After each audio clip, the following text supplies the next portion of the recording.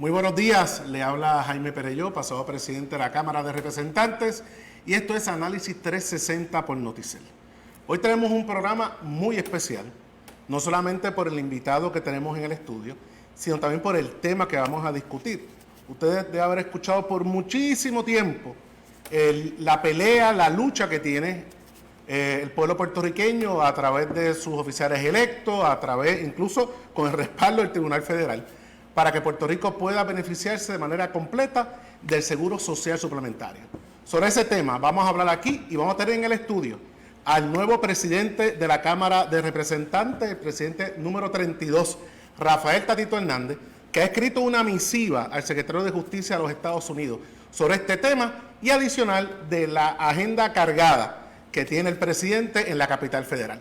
Es decir, sin más, comenzamos Análisis 360.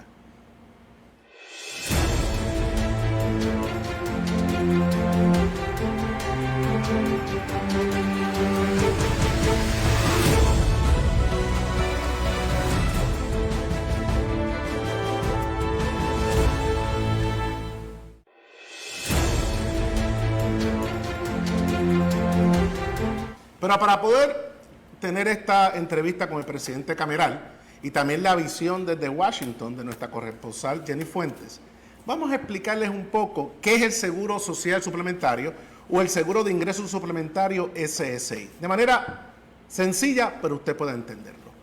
En Puerto Rico, ASEF, que es el Departamento de la Familia, administra un programa para beneficiarios de Puerto Rico, que se llama el AABD o AABD. Ese programa existió hasta 1973, porque de ahí la gran mayoría de los Estados Unidos y muchas jurisdicciones se movieron a lo que fue el SSI, que es el Seguro Social Suplementario. ¿Por qué hay tanto esfuerzo para que eso aplique a Puerto Rico? Número uno, la justicia social. Número dos, que no haya diferencia entre los ciudadanos norteamericanos que viven en los Estados Unidos o viven en Puerto Rico, pero sobre todo por el impacto económico. Estamos hablando que de aplicar el SSI en Puerto Rico, estaríamos hablando que recibiríamos 1.5 a 1.8 billones de dólares para ese programa de justicia social. Al día de hoy, con el programa antiguo que cambió de 1973 en el mainland de los Estados Unidos, solamente Puerto Rico recibe 23.7 millones de dólares y 1.3 millones para gastos administrativos. De 23.7 millones aumentaría a 1.8 billones de dólares en Puerto Rico. Como les dije, el SSI está hoy día, que aplica a todos los residentes de los Estados Unidos, el Distrito de Columbia y el Estado Libre Asociado, pero no de Puerto Rico, de las Islas Marianas. Sin embargo, se le ha negado a Puerto Rico, a Guam y a las Islas Vírgenes de los Estados Unidos, a diferencia que el resto de los estados. Ahora, ¿por qué esto es importante para la economía de Puerto Rico? ¿Por qué el presidente de la Cámara, de uno de sus primeros proyectos, ha sido dar la batalla en Washington? Pero se lo voy a explicar. El Centro de la Nueva Economía ha establecido que de aplicar esto en Puerto Rico, el Seguro Social Suplementario, más de 436,000 personas se van a beneficiar, recibiendo en un año más de 2.58 mil millones de dólares. Entiendan esto no es una lucha estéril, es una lucha de justicia social donde el presidente cameral ha asumido un rol. Vamos a ver esta tabla que creó el Centro de Nueva Economía, la deben ver en pantalla. Miren ahí, según la edad que tenga el puertorriqueño, sea incapacitado o no incapacitado, esos son los renglones de dinero, los renglones de personas que se van a ver beneficiadas. Como ven al final de la tabla, 435,000 personas, desde los 5 años hasta más de 75 años, si tienen incapacidad o viven bajo los niveles de pobreza. Vamos a la segunda tabla.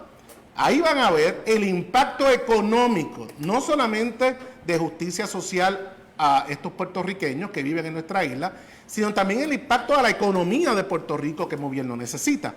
En esa tabla van a ver que personas mayores de 65 años van a estar recibiendo $437 mensuales adicionales Y personas menores de 65, pero con incapacidades, estarían recibiendo, escuchen esto, 570 dólares más mensuales. Un total de impacto de 2.5 billones de dólares de manera anual que estaría recibiendo el pueblo de Puerto Rico. ¿Cuál es la disputa legal? Un ciudadano de la ciudad de Nueva York, de llamado José Luis Baello Madero, estaba recibiendo este beneficio en su estado de Nueva York.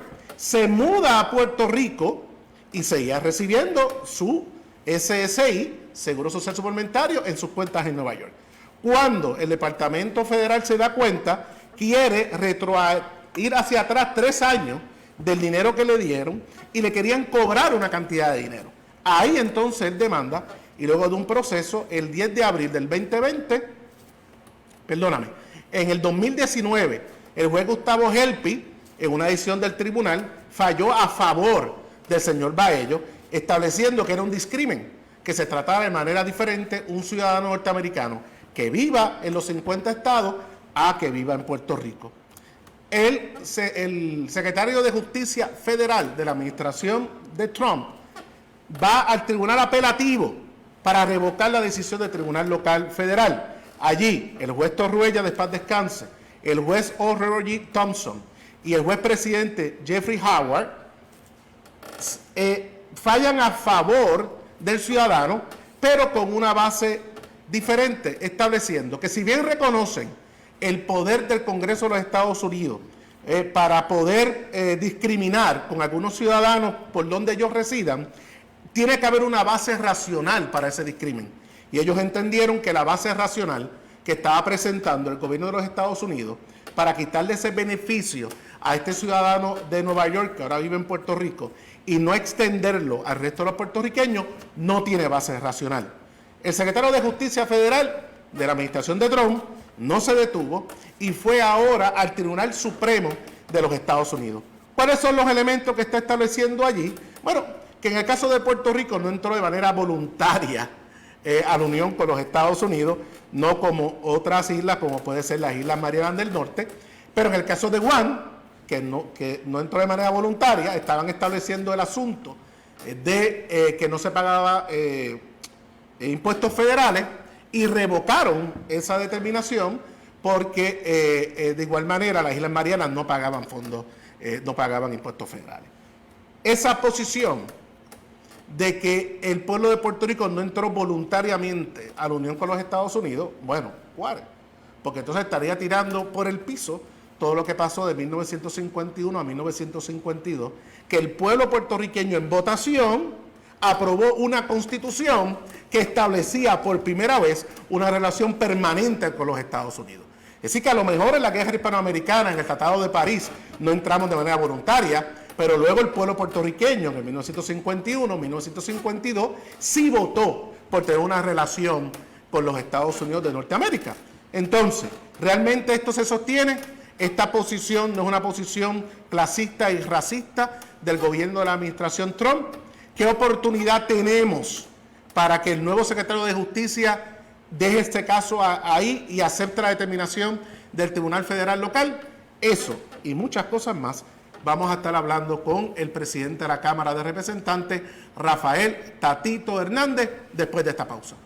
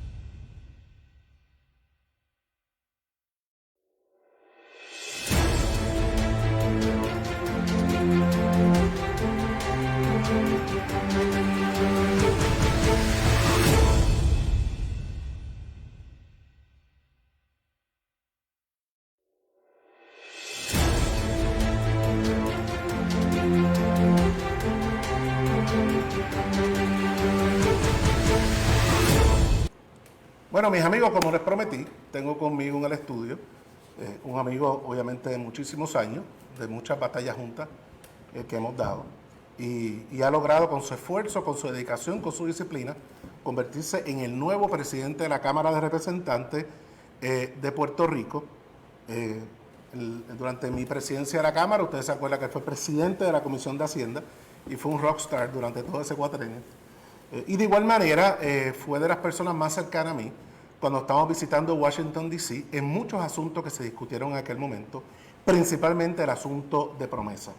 Así que no es raro que uno de los primeros pasos que está haciendo el presidente Rafael Tatito Hernández sea plantar bandera en la capital federal. Y de eso vamos a hablar un poco, porque es importante que la figura del presidente de la Cámara esté activo en la capital federal. Y una de sus primeras acciones fue enviarle una carta al secretario de Justicia de los Estados Unidos, el nuevo, estableciendo que no siga la misma línea de su antecesor de la administración Trump, donde claramente está buscando discriminar contra los puertorriqueños, cuando esta decisión, esto que se está llevando en los tribunales, hoy tiene un esfuerzo bipartita. Incluso tenemos a las Cortes Federales a nuestro favor hasta el día de hoy. Y cualquier acción contraria a esa determinación es un claro discrimen para todos los puertorriqueños. Y Rafael Tatito Hernández, presidente de la Cámara, fue una de las figuras más importantes en la campaña de John Biden aquí en Puerto Rico. Y por eso, hasta cierto punto, tiene ese standing de poder escribirle a estos nuevos funcionarios. Bueno, señor presidente, bienvenido. Primero que nada, Análisis señor presidente, un placer estar con usted, como siempre. Gracias, gracias. Bueno, ahí tienes una agenda bien marcada en Washington. Empezaste, a mi entender, con el pie derecho. Esta carta que enviaste al secretario de Justicia Federal, quiero que le expliques un poco y por qué esta carta, porque esta estrategia, que a mi entender, como expliqué un poco al principio, es tan importante estos recursos para el pueblo de Puerto Rico. Así que explícanos qué dice esa carta y si ya has tenido algún tipo de respuesta de la administración Biden. Bueno, primero le estamos dando continuidad y vamos a estar viendo la carta en pantalla. A lo que fue su gesta cuando fue presidente, esa continuidad, esa presencia consistente en la capital, que después de la entrada de la nueva administración, eso relativamente culminó. Y nosotros pudimos ver el resultado de su presidencia con los contactos, con el día a día de la operación, el resultado obviamente en política pública, la participación, el que lo escucharan obviamente los congresistas, y lo que hicimos fue que dimos un poquito pasos atrás, aprendiendo de esa dinámica, y lo primer paso que hicimos fue que nos metimos en la campaña de uno de los candidatos. Tomamos una decisión que mucha gente decía que era riesgosa, pero yo veo en el Partido Demócrata bastantes similitudes con el Partido Popular, y buscamos un candidato que fuera neutro, que ni fuera radicalmente a la derecha ni radicalmente a la izquierda, y que terminara siendo el candidato, y nos dio la oportunidad de... Y es importante establecer que no fue acomodaticio, porque cuando ustedes respaldaron a Biden, estaba saliendo Bloomberg con una inversión millonaria en campaña, así que en aquel momento parecía que Bloomberg podría convertirse en el candidato demócrata. Eso lo destaco porque mucha gente decía, pero te digo porque al final yo sabía que después de lo que había pasado con Clinton y había pasado con Bernie, ninguno de los extremos iba a poder prevalecer. Y la única figura era una persona que tuviera la capacidad de tener acceso a ambos grupos, y el resultado fue ese. Así que ahí los 4 co-chairs incluimos un sinnúmero de lenguaje en la plataforma, y uno de los temas prioritarios era el SSI. Así que fue ese el primer paso. El segundo paso fue cuando ya él fue electo, pues se le envió una carta política en diciembre, con 2 de los miembros de las comisiones que ya son formales, pero en aquel momento se anticipaba que iban a ser los miembros, que Kevin Maldonado, que es de Cabo Rojo, que es el presidente de la Comisión de Asuntos Federales, Internacionales y Veteranos, y Ángel Tito Furquet, que es de Ponce, que es el presidente de Vivienda, pero también el presidente de una comisión nueva, que es la que va a hacer la oversight de todos los fondos, específicamente los fondos federales, todo lo que tiene con recuperación. Así que ese fue el planteamiento, y ahora formalmente como presidente, pues entonces enviamos esta misiva, ya con la sustancia, obviamente, en punto de vista del derecho. Y te debo reconocer que hablaste obviamente de los temas puntuales de esa misiva, todo lo que tiene que ver con el test, que es la racionalidad, ¿verdad? De lo que puede hacer de una manera u otra el Congreso y que esto no cumple, porque está discriminando obviamente con 3 millones de ciudadanos en Puerto Rico. Y el otro tema importante es el contraste, que para mí es lo más importante, el contraste de ese alegato en cercioraria al Supremo, donde habla, y tú lo especificaste bien, de que nosotros habíamos entrado a la Unión de forma voluntaria, pero el lenguaje que utiliza es un lenguaje ofensivo, discriminatorio y racista. Pero eso nos sorprende de la administración Claro, Trump, ¿no? pero ese es para mí el elemento más importante político para nosotros adelantar nuestra causa, porque entonces, si la administración demócrata de Biden no toma acción, entonces estaría ratificando ese lenguaje, y a veces estas cosas políticas, eso lo aprendí contigo, tienen más fuerza que cualquier cosa técnica. Claro. Y ese elemento para mí es bien importante porque los obliga. Claro. Así que esta semana, te adelanto que yo había ido muchas veces contigo, pero esto fue desastroso caminar por Washington con tanto bueno, claro, seguridad. Está levantado luego el 6 de enero. Una insurrección interna, ¿no? No. Eso no ocurre a través de la guerra civil. Caminé más que lo que había caminado. Y mira que yo había llegado a Washington y a la media hora tenía reuniones contigo. Esto fue bien duro. Pero llegué a las reuniones, pude reunirme con gente de Casa Blanca, de los congresistas, y adelantamos nuestras causas en este tema. Los primeros pasos ya se están dando, y ahora estamos buscando eco. Claro. Ese fue el llamado del domingo. Nos reunimos ayer con un grupo que tiene organizado los grupos sindicales hispanos de los Estados Unidos. Es muy importante. Bien Son aliados muy importantes. Me reuní tuve que ir a Maryland, con un grupo que siempre, el contacto original lo tuve contigo, que es Jubilee. Claro. Bueno, Jubilee fue el que abrió la primera puerta para yo reunirme con Paul Ryan. Con el autor de la medida, Sean Duffy. Con Sean Duffy, el primero que nos abre aquella primera reunión con Sean Duffy para hablar en aquel primer borrador, que era una junta de control fiscal, no de supervisión, fue Jubilee.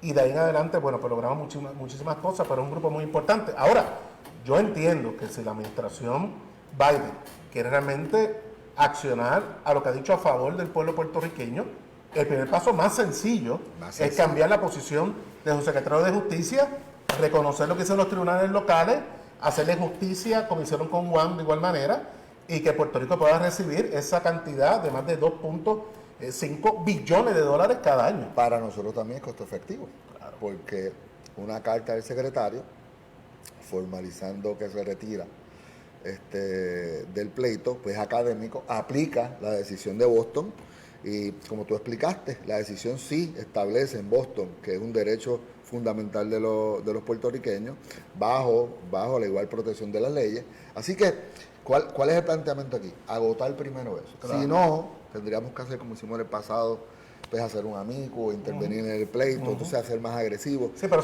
sería desastroso la administración Biden. Y la afectaría. Sería empezar con el pie izquierdo. Porque aquí ahora es una lucha bipartita, se unió también la comisionada residente y van a haber unos recortes de periódicos, pero es por la presión pública, porque sabemos que originalmente al movimiento estadista no les conviene seguir teniendo paridad en fondos federales si no son estados, pero se dieron cuenta de que los tiempos han cambiado, ¿no? Y que es justicia para el pueblo de Puerto Rico. Pero de igual manera tienes una agenda bien grande en Washington, contrataste a la pasada candidata a congresista Tatiana Mata, para unas gestiones muy particulares. Ya has hablado que estás identificando la posibilidad de otras figuras importantes para adelantar las causas de Puerto Rico. Y yo quiero decir lo siguiente, yo escucho muchas críticas con esto. En el caso del Congreso, cuando es un líder cameral, el speaker, que va a cabildear por asuntos de Puerto Rico, créanme que tiene mucha pertinencia porque se habla el mismo lenguaje. Gracias a ese esfuerzo de la Cámara de Representantes, la gran mayoría de las enmiendas que se hicieron a promesa para quitar esta cosa de control de la supervisión, traer lenguaje de desarrollo económico, lenguaje a favor de las pymes, fue el trabajo que hizo la Cámara de Representantes, de la cual Tatito y yo formamos parte. Así que yo creo que lo que está haciendo es lo correcto. Siempre va a haber sus críticas, pero tú has establecido claramente que todo es un libro abierto y la gente puede ver cuáles son tus gestiones.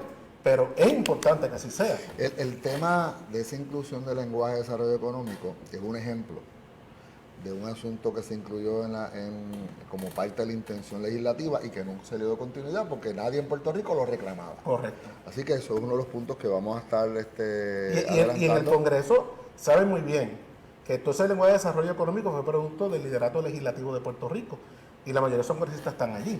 Así que es importante lo que es están importante porque nosotros no podemos seguir buscando bailar. O sea, Claro. nosotros necesitamos verdaderamente activar nuestra economía para nuestros propios pies. Claro, después del 17 para acá pasaron 3 cosas o 4 que no están en nuestras manos. Claro. Irma, María, los terremotos y la pandemia. Y uno de los planteamientos es ajustar ese plan fiscal a esta nueva realidad. Ese es el primer paso y el emplazamiento está no en el Congreso, está ahora en el gobernador de Puerto Rico que tiene que hacer sus ajustes. Ayer hablábamos con él y lo planteamos, se lo presentamos formalmente a Yaresco. Yo creo que ella pudo entender que por fin, en los últimos 4 años, ahora tiene un grupo de legisladores que entienden que estamos en un proceso de quiebra y que esto al final son números. Y que el diseño, y tenemos que ir, no porque ya me está mirando mal la productora, pero el diseño de promesa, y yo creo que es una discusión que más adelante podemos tener, y vendrá muchas veces más aquí. Promesa cuando se diseñó, la legislatura es un aliado de la Junta. La Junta no supervisa la legislatura. La Junta y la legislatura supervisan al Ejecutivo. Esto es una ley para el Ejecutivo. Así que eso es parte del proceso, pero como tú conoces bien cómo fue que esto se aprobó, te da una oportunidad particular para que Yaresco pueda entender un poco la cosa. Bueno, pues presidente, le agradezco mucho que haya estado con nosotros esta mañana. Lo felicito por lo que está haciendo con el SSI. Y vamos a seguir viendo toda esa agenda, no solamente en Washington, sino también en Puerto Rico. Y nada, Análisis 360 es su casa.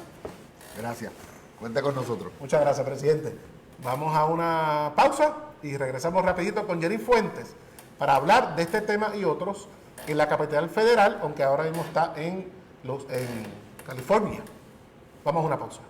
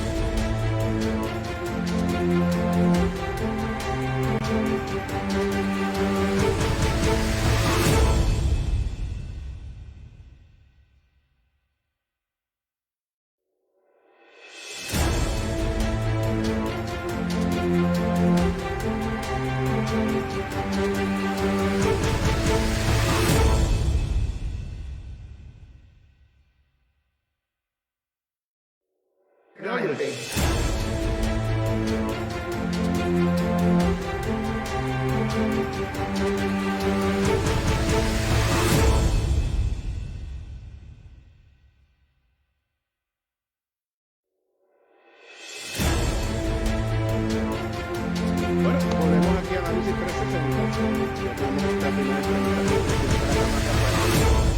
Pero si vamos a hablar de asuntos en Washington, bueno, pues hay que hablar con nuestra experta, Jenny Fuentes. Y obviamente vamos a hablar de este tema, ¿cómo tú lo ves?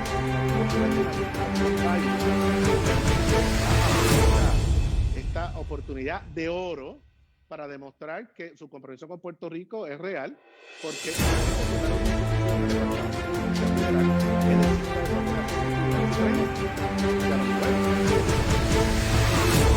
tenemos una oportunidad, como bien dice Jaime, idónea de oro, porque pues tenemos un nuevo presidente, tenemos una Cámara y el Senado demócratas. No obstante,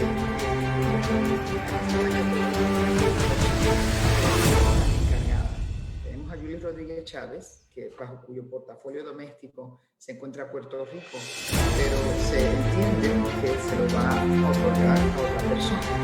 Así que todavía no sabemos qué habilidades específicas. Recuerda que en tiempos anteriores, cuando eras speaker, estaba James Albino. No, había una Ujú. persona que era la persona encargada. No tenemos esa Oye, persona y todavía. excelente que era yo.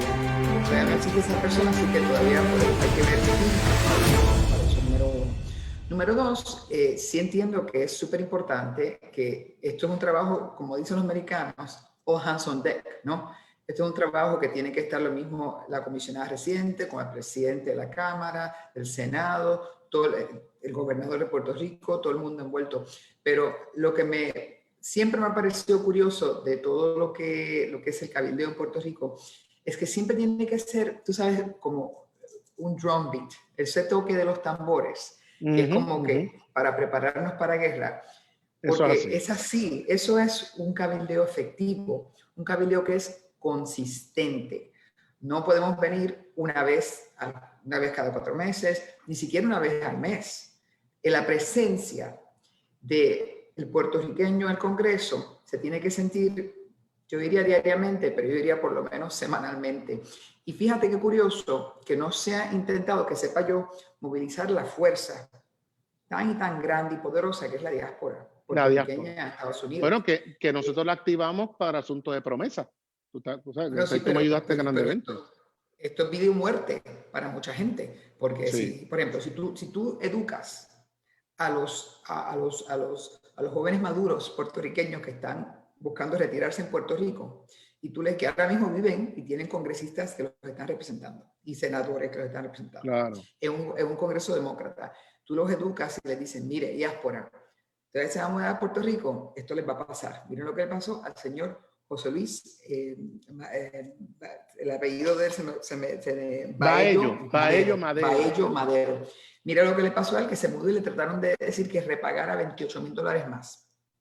Así que si tú educas a esa diáspora, y esa diáspora que tiene senadores y congresistas en el Congreso, este proceso claramente sería hasta más efectivo, porque esa diáspora tiene poder, pero esa Mira, diáspora y como, boricua siempre ha sido bastante callada. claro, y estamos hablando que si tú eres un boricua, emigraste a los Estados Unidos a buscar mejor vida, vuelves ya retirado a Puerto Rico, te van a quitar los beneficios que ya tú tienes. ¿Por qué? Por eso que el Tribunal Ese es el Apelativo, sueño. claro, de Boston dijo claramente, oye, tiene que haber una base racional para discriminar. Y aquí no hay ninguna base racional. Entonces ya tú tienes ya al sistema judicial de los Estados Unidos diciendo esto es injusto.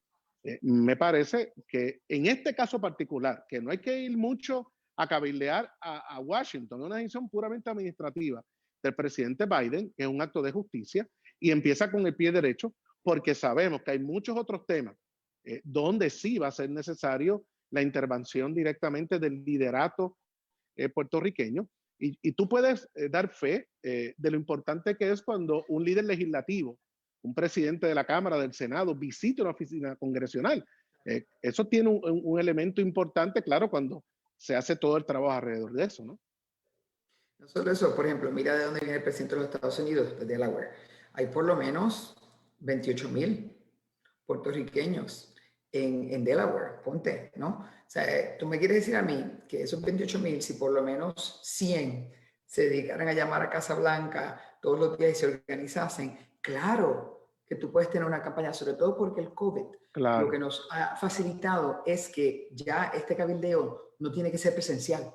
Este cabildeo puede claro. ser por teléfono, por correo electrónico, por redes sociales. O sea, tú puedes crear, debido a la tecnología, una presión y una intensidad que no pueden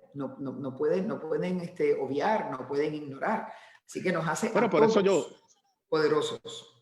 por eso yo quise dar los datos económicos para que el país Claro. entienda que esto no es una lucha ideológica, porque pueden pensar, bueno, estos son los populares que quieren paridad de ser Estado, o ahora los estadistas se unieron a la lucha por interés particulares. No, no, esto es un asunto de justicia social.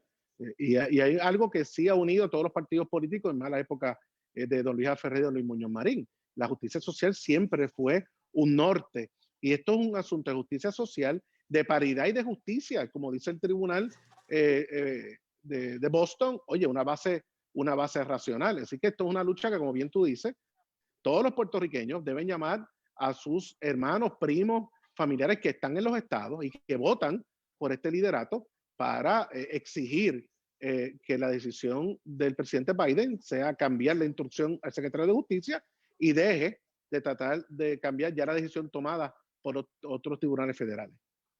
Pero Jaime, recalquemos que esto no solo le afecta a los boricuas, esto le afecta a cualquier ciudadano americano que se quiera retirar en Puerto Rico.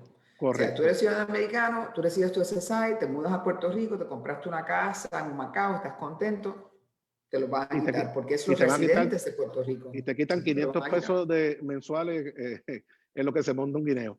Bueno, muchas gracias. Te van a dar el ABD, que son pues menos de 100 pesos, te van a 74 pesos, así que mira tú si tú puedes vivir con 74 pesos.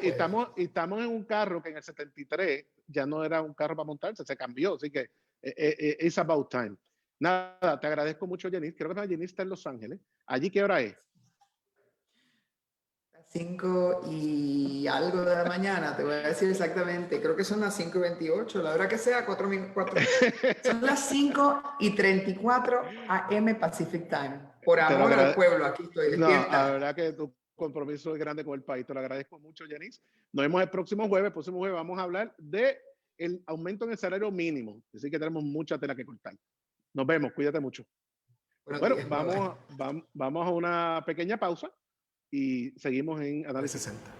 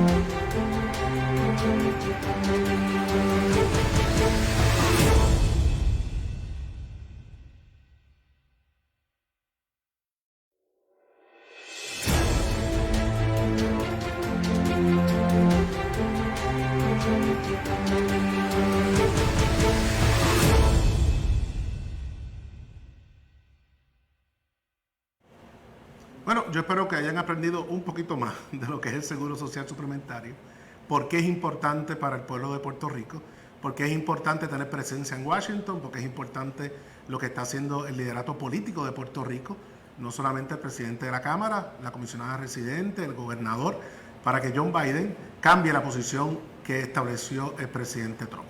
Nos vemos el próximo jueves. Ahí tenemos un programa bien especial porque vamos a hablar del aumento al salario mínimo. Y vamos a tener aquí actores de la discusión en Puerto Rico y obviamente el análisis de Jenny Fuentes. Muchas gracias y que Dios me los bendiga.